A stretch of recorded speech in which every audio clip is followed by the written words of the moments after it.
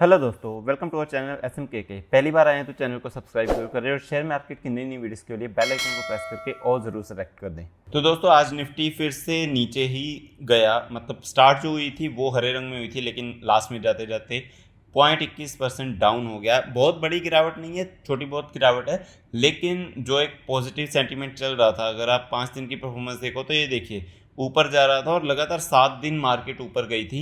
लेकिन उसके बाद जो यूएस की मार्केट थी वो डाउन हुई और तभी निफ्टी पे भी प्रेशर पड़ा, इंडियन मार्केट पे प्रेशर पड़ा और 2 दिन में 0.62% डाउन आ गई। ज़्यादा डाउन नहीं थी लेकिन थोड़ी बहुत डाउन आ गई। पहले कुछ इंपॉर्टेंट स्टॉक्स और उनके बारे में न्यूज़ कवर कर लेते हैं। सबसे पहले प्रीमियर एनर्जीज। दोस्तों, जब लिस्ट हुआ था तो बहुत ही धमाकेदार लिस्टिंग हुई थी। 450 का आईपीओ आया था और उसके बाद लिस्ट हुआ था ये 990 पे। लेकिन 990 पे लिस्ट होकर पहले दिन ही ये कितना नीचे आ गया था, 20% नीचे आ गया था, 807 के आसपास।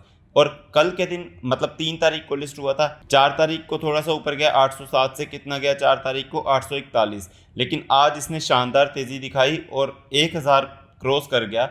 बहुत ही अच्छी रिटर्न दी है। अगर लिस्टिंग गेन से देखा जाए तो सिर्फ 1.59 मतलब 1.5% की रिटर्न है, लेकिन आज की रिटर्न देखोगे तो 20% की रिटर्न है। इसका रीजन क्या है वो देख लेते हैं। Recently listed premium energy share jump 20% to hit record high, here what investor can do. तो इसमें ये भी बता देते हैं कि इन्वेस्टर को क्या करना चाहिए। आज के दिन ये क्यों इतनी जंप आई, क्योंकि कंपनी ने इन्फॉर्म किया है कि उनको Uttar Pradesh department of agriculture से ऑर्डर मिला है supply installation and commissioning with 5 year comprehensive warranty of 8085 solar water pumping system across various district in the state. Project का वैल्यू कितना है, 215 करोड़। तो 215 करोड़ का ऑर्डर मिला है। तो दोस्तों, छोटा ऑर्डर है, लेकिन अगर आप कंपनी का मार्केट कैप देखोगे तो वो भी छोटा है। यहाँ पे हालांकि शो नहीं हो रहा, लेकिन आज के दिन जो गेन है उसके बाद 45,000 करोड़ तक का मार्केट कैप पहुँच गया है। तो कंपनी एक मिड कैप साइज़ की, ये देखिए यहाँ पे लिखा है कि 45,212 करोड़ का मार्केट कैप इसका हो गया है। दोस्तों, ये अच्छी बात है, इनको भी ऑर्डर मिलते जाएंगे तो ये कंपनी बहुत भागेगी।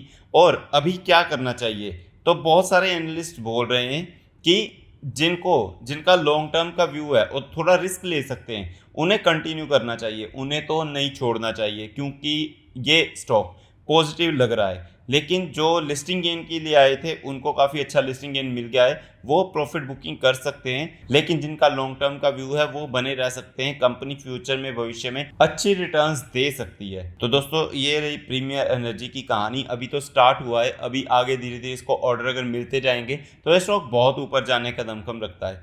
नेक्स्ट हम बात कर लेते हैं डी मार्ट। डी मार्ट आज के दिन फिर से ऊपर था, कितनी, लगभग 3.32% की रिटर्न, जो कि बहुत ही शानदार रिटर्न है। एक दिन में इतना भागे तो बहुत अच्छा होता है और ये स्ट्रॉन्ग गाइडेंस की वजह से, स्ट्रॉन्ग आउटलुक की वजह से है। और हाँ, एफएमसीजी की नंबर 1 कंपनी है, इतनी जल्दी तो कुछ होने नहीं वाला।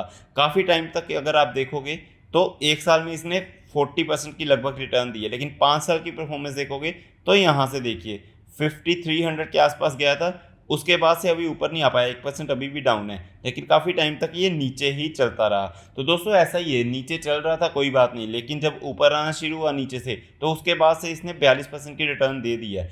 एवेन्यू सुपरमार्ट बहुत अच्छा है, एफएमसीजी की नंबर 1 कंपनी, जैसा कि मैंने पहले भी बताया। और सबसे बड़ी बात क्या है, एक तो डेट नहीं है, इन पे जीरो डेट है और ऊपर से ये स्टोर्स ओपन करते जा रहे हैं। और इनका टारगेट क्या है कि अपने स्टोर में कम से कम प्राइस में चीज़ें बेचनी। हालांकि रिलायंस स्टोर भी है, रिलायंस रिटेल भी है, वो भी एफएमसीजी में काम करते हैं, लेकिन जैसा सामान जो ये बेचते हैं एवेन्यू सुपरमार्ट के, आपने देखा होगा कि डी मार्ट में काफ़ी सारे ऑफर्स चल रहे होते हैं। तो इनका टारगेट वही है, कम से कम प्राइस में अपने सामान जो है अपने स्टोर में बेचना, और उससे इनका रेवेन्यू बढ़ता रहता है। स्टोर ज़्यादा बढ़ेंगे तो रेवेन्यू बढ़ता रहता है। तो मेरे हिसाब से लॉन्ग टर्म के लिए तो ये बहुत अच्छी कंपनी है। नेक्स्ट बात करते हैं जोमेटो की। जोमेटो आज के दिन लगभग 5% की तेज़ी और ऊपर ही स्टार्ट हुआ था, उसके बाद ऊपर ही रहा। जोमेटो का मार्केट कैप भी 2.22 लाख करोड़ तक का हो गया है, जो कि बहुत अच्छा है। और अगर देखा जाए तो जोमेटो अपने ऑल टाइम हाई पे चल रही है। अगर 5 साल की परफॉर्मेंस या मैक्सिमम परफॉर्मेंस देखी जाए तो ये देखिए, पहले कितना गया था, 154 तक गया था, उसके बाद से डाउन आके 46 तक आ गया था, ये देखिए 46-47 तक आ गया था। लेकिन उसके बाद से जब ऊपर जाना शुरू हुआ तो इसने 450% की रिटर्न बना के दे दिया है। जैसा कि मैंने पहले भी बताया था कि ब्लिंकिट में इसका बहुत बड़ा हाथ है इसको ऊपर ले जाने को, और ये कंपनी प्रॉफिट में भी आ गई। और आज के दिन क्या है कि 8% ऊपर थी, हालांकि बात जाते जाते 5% रह गई, लेकिन जेपी मॉर्गन ने इसका टारगेट प्राइस बढ़ा दिया है, 340 कर दिया है। तो ये बहुत अच्छी बात है। मतलब ऐसे बड़े इंस्टीट्यूट जब टारगेट प्राइस बढ़ाते हैं तो लोग भी देखते हैं कि हाँ अपसाइड पोटेंशियल है तो इसमें जा सकते हैं। आज के टाइम पे अगर देखा जाए तो बुल रन चल रहा है, जैसा कि आप सबको पता है। निफ्टी में अगर आप देखोगे तो निफ्टी ऑल टाइम हाई के आसपास है।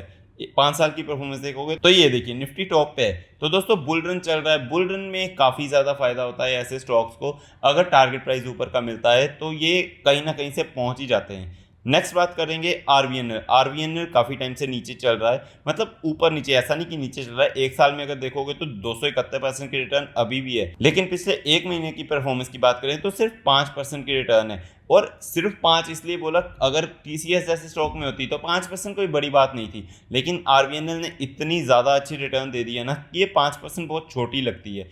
और दोस्तों काफ़ी टाइम से ये कंसोलिडेटेड फेस में चल रहा है। देखिए टॉप पर गया था 626, ये 52 वीक हाई कितना है 647। उसके बाद से थोड़ा सा डाउन ही आया हुआ है स्टॉक। रीज़न क्या है कि ये ऑलरेडी काफ़ी रिटर्न दे चुका है। एक साल में परफॉर्मेंस देख लो आप, 5 साल की परफॉर्मेंस देख लो, तो बहुत ज़्यादा रिटर्न इसने दे दी है। अब थोड़ा सा अगर कंसोलिडेटेड फेस में है, थोड़ा सा डाउन भी चल रहा है तो कोई बड़ी बात नहीं है। नेक्स्ट आईआरएफसी भी वैसा ही है, काफ़ी ऊपर गया था 229 तक गया था, उसके बाद से थोड़ा डाउन चल रहा है क्योंकि ऑलरेडी इसने कितनी रिटर्न 140% की एक साल में रिटर्न, फिर 5 साल में देखो तो 600% की रिटर्न, बहुत ज़्यादा रिटर्न ये दे चुके हैं। तो अभी थोड़ा डाउन आ जाएंगे तो अच्छी बात होती है, क्योंकि ऊपर जाता जाए और उसके बाद अगर वो 40-50% क्रैश कर जाए तो काफ़ी लोग डर के निकल जाते हैं। ऐसा नहीं होना चाहिए। 10-12%, 15% क्रैश हो जाए तो कोई दिक्कत नहीं है। लेकिन इसी के चलते आरवीएनएल के लिए टारगेट प्राइस आया है। तो एक्सिस डायरेक्ट ने रेल विकास को क्या टारगेट दिया है, उन्होंने बोला है कि इसका टारगेट प्राइस 655 है और स्टॉप लॉस कितना है 582 का। और ये कितने दिन के लिए, आगे 5 से 15 दिन के लिए टारगेट दिया है उन्होंने, ज़्यादा दूर का नहीं है। 5 से 15 दिन बहुत ही नज़दीक है। और अभी कितने पे चल रहा है 582 पे। तो दोस्तों यही स्टॉप लॉस दिया है और टारगेट प्राइस बहुत अच्छा दे दिया है 655 का। तो दोस्तों अगर वहां तक पहुंच जाती है आरवीएनएल तो बहुत अच्छी बात है। लेकिन ऐसे शेयर्स के लिए सबसे स्ट्रॉन्ग जो कड़ी होती है वो होती है ऑर्डर्स। अगर इनको ऑर्डर्स मिलते जाएंगे ना तो ये बहुत ऊपर चले जा सकते हैं। नेक्स्ट हम बात करते हैं ओला इलेक्ट्रिक की। ओला इलेक्ट्रिक फाइनली आज ऊपर गई। काफ़ी दिन, पिछले 5 दिन से ये नीचे ही जा रही थी। आज 3.70% की तेज़ी। अगर इसकी मैक्सिमम परफॉर्मेंस लिस्ट हुए, ज़्यादा टाइम नहीं हुआ, 25-26% की इसमें तेज़ी है। तो दोस्तों ये अच्छा स्टॉक है या बुरा ये तो भविष्य बताएगा, लेकिन अभी के लिए स्टॉक मुझे फंडामेंटली स्ट्रॉन्ग नहीं लगता, क्योंकि ऑलरेडी लॉस में चल रहा है, इसमें कर्जा भी बहुत है और इसके सीईओ ने बोला है कि हमें पता नहीं है कि कब तक हम प्रॉफिट में आएंगे। और सबसे बड़ी बात यह है कि इसका कंपटीशन बहुत है। टीवीएस में, बजाज में, काफ़ी जगह पे इलेक्ट्रिक व्हीकल आ रहे हैं। और अभी और चीज़ क्या है कि बैटरी बहुत महंगी है, इसकी वजह से इनका प्राइस बहुत महंगा है। तो दोस्तों एक एक्टिवा लेने जाते हो या कोई भी स्कूटी लेने जाते हो वो 1 लाख से ऊपर की मिलेगी, तो आप बाइक प्रेफर करोगे। तो दोस्तों इसलिए ये सारे नेगेटिव पॉइंट्स है। पॉजिटिव पॉइंट क्या है कि लॉन्ग टर्म में अगर ये प्राइस सस्ता कर देते हैं अपने तो ये ऊपर जा सकते हैं, क्योंकि इनकी सेल जो है वो बढ़ सकती है और सेल बढ़ेगी, रेवेन्यू बढ़ेगा, उससे प्रॉफिट भी आ सकता है कंपनी जो कि लॉस में है। तो फ्यूचर अभी इसका कुछ कह नहीं सकते, लेकिन अभी के जो पॉइंट्स है वो ज़्यादा नेगेटिव है, इसलिए काफ़ी रिस्की बन जाता है। नेक्स्ट बात करते हैं रिलायंस इंडस्ट्रीज़। आज नीचे है 1.26%, लेकिन आज के दिन न्यूज़ आने वाली थी जिसकी वजह से ऊपर होना चाहिए, लेकिन ऊपर गया नहीं। तो हो सकता है उस न्यूज़ का इम्पैक्ट कल हो। न्यूज़ क्या थी, बोनस की। 3000 का इसका स्टॉक था, आज थोड़ा सा डाउन आ गया, 3000 के नीचे आ गया, नहीं तो काफ़ी टाइम से 3000 के ऊपर ही चल रहा था और इसका टारगेट प्राइस भी 3300 का था। तो दोस्तों क्या न्यूज़ निकल के आई है, क्या बोनस है वो देख लेते हैं। तो दोस्तों आज इसमें 2 न्यूज़ आई हैं। सबसे पहले बोनस देख लेते हैं। Issues of bonus share in the ratio of 1:1। तो दोस्तों 1:1 मिलेंगे।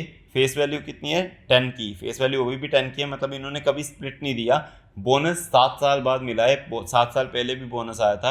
1:1 का बोनस दिया है, मतलब आपके शेयर्स डबल हो जाएंगे और पैसे भी जो है वो आधे हो जाएंगे। मतलब अगर 3000 का शेयर होगा तो 1500 का आ जाएगा, आपकी मार्केट वैल्यू जो है वो वही रहेगी। ये तो हो गई एक न्यूज़। रिकॉर्ड डेट अभी डिसाइड नहीं हुई, लेकिन यहाँ पे इन्होंने लिखा है कि ये 1 नवंबर या उससे पहले आपको मिल जाएगा। नेक्स्ट हम बात कर लेते हैं दूसरी, approved forfeiture of partly paid up equity shares of company on which call money first call और second call and final call और both remains unpaid, the forfeiture will be affected in case the payment of call money is not made on or before September 20, 2024। तो दोस्तों ये काफ़ी लोगों के समझ में नहीं आएगी, तो थोड़ा सा मैं एक्सप्लेन कर देता हूँ। तो क्या होता है कि रिलायंस ने कुछ साल पहले 2020 लास्ट में या शायद 2021 में शेयर्स दिए थे। कैसे दिए थे कि आप EMI करके, एक तरह से EMI करके आप शेयर के प्राइस दे सकते हैं। तो उसमें क्या होती है, first call, second call, final call होती है। तो मतलब कि अगर मान लीजिए 1000 रुपए का एक शेयर है, तो रिलायंस ने कैसे किया होगा, पहली कॉल में 400 रुपए लिए होंगे एक शेयर के बदले में, दूसरी कॉल में 400 और लिए होंगे तो 800 हो गए, और तीसरी कॉल में 200 बोला होगा। तो दोस्तों ऐसे 3 कॉल्स में उन्होंने आपको 1000 रुपए का शेयर जो है वो बेचा। तो अभी एक चीज है कि उन्होंने क्या बोला है कि जिन्होंने अभी तक ये सारे कॉल के पैसे नहीं दिए उनको तो बोनस नहीं मिलेगा, ये बात तो कंफर्म है। और दूसरी बात ये है कि जिन्होंने किसी भी कॉल के पैसे नहीं दिए, अनपेड है, उनका जो है शेयर्स, इक्विटी शेयर्स जो है जो पार्शियली पेड अप, ये लाइन याद रखना, पार्शियली पेड अप मतलब कि आधे पैसे आ गए हैं या आधे से ज़्यादा पैसे आ गए हैं, फुली पेड अप नहीं हुए। और बोनस किनको मिलता है, फुली पेड अप को, ये देखिए। तो दोस्तों ये 2 टर्म्स याद रखना, पार्शियली पेड अप और फुली पेड अप। तो पार्शियली पेड अप को बोनस नहीं मिलेगा, तो उन्होंने वही बोला है कि अगर आपके शेयर्स पार्शियली पेड अप हैं तो क्या होगा कि आपसे वो शेयर्स ले लिए जाएंगे अगर 20 सितंबर तक आप सारे पैसे नहीं देते। अगर 20 सितंबर से पहले आप सारे पैसे दे देते हो तो वो शेयर्स आपको मिल जाएंगे और आपको बोनस भी अलाउड होगा, बोनस भी मिल जाएगा। लेकिन अगर आप सारे पैसे नहीं देते तो शेयर्स आपसे ले लिए जाएंगे। तो दोस्तों आपको ध्यान जरूर रखना, अगर आपने पार्शियली पेड किया है शेयर्स खरीदने के लिए तो 20 सितंबर से पहले अगर आपको रिलायंस शेयर रखने हैं तो आपको फुली पे करना पड़ेगा। तो दोस्तों ये थी आज की न्यूज़। रिलायंस ने बोनस दे दिया 1:1 का, पार्शियली पेड अप और फुली पेड अप मैंने आपको बता ही दिया है, वो चीज़ ध्यान में ज़रूर रख लेनी है। और फोरफीचर का मतलब मैं आपको बता देता हूँ। Forfeiture refers to a loss of any property, money और एसेट विदाउट कंसिडरेशन और कंपनसेशन इन रिटर्न। तो आपसे कंसिडर भी नहीं किया जाएगा, आपको जस्ट एक वार्निंग दे दी गई है कि अगर आप 20 सितंबर से पहले नहीं देते पैसे तो ये स्टॉक आपसे ले लिए जाएंगे। तो दोस्तों मैं उम्मीद करता हूँ आपको ये वीडियो बहुत पसंद आई होगी। ऐसे ही स्टॉक मार्केट की नई वीडियोस के लिए चैनल को सब्सक्राइब जरूर करें और बेल आइकन को प्रेस करके ऑल जरूर सेलेक्ट करें। थैंक यू दोस्तों।